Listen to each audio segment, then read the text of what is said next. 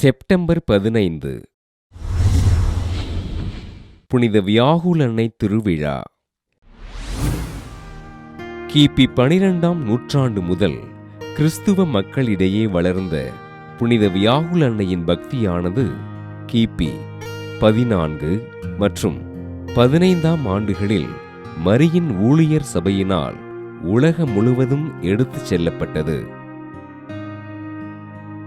ஆண்டவர் இயேசு சிலுவையில் அறையப்பட்டபோது மரியன்னை அடைந்த துயரத்தை வலியுறுத்திய இவ்விழாவானது கிபி 17ஆம் நூற்றாண்டு முதல் அன்னை மரியாவின் இதயத்தை ஊடுருவிய 7 வாள்களை குறிப்பதாக அமைந்திருக்கிறது.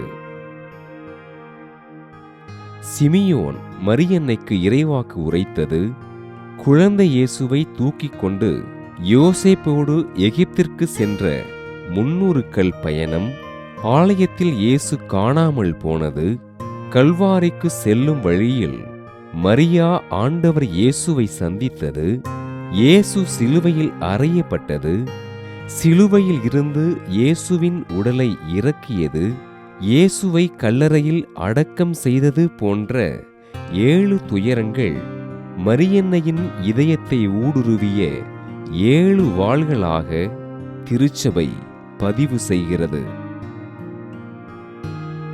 கிபி 1814ஆம் ஆண்டு முதல் செப்டம்பர் 18ஆம் நாள் கொண்டாடப்பட்ட புனித வியாகுல அன்னை திருவிழாவானது திருத்தந்தை 10ஆம் பத்திநாதரால் திருச்சிலுவை உயர்த்தப்பட்ட தினத்திற்கு அடுத்த தினமான செப்டம்பர் 15ஆம் நாள் கொண்டாடுவதற்கு மாற்றியமைத்தார்.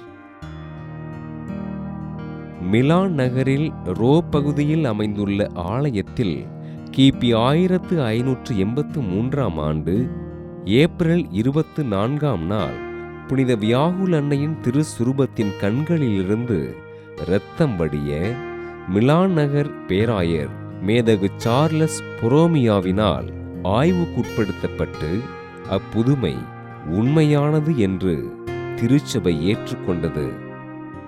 புனித வியாகுல அன்னையின் திருவிழாவினை கொண்டாடுகின்ற நாம் துன்பங்களில் இருப்போருக்கு உதவிகள் செய்து அவர்கள் நலமோடு வாழ்வதற்காக ஜெபிப்போம்.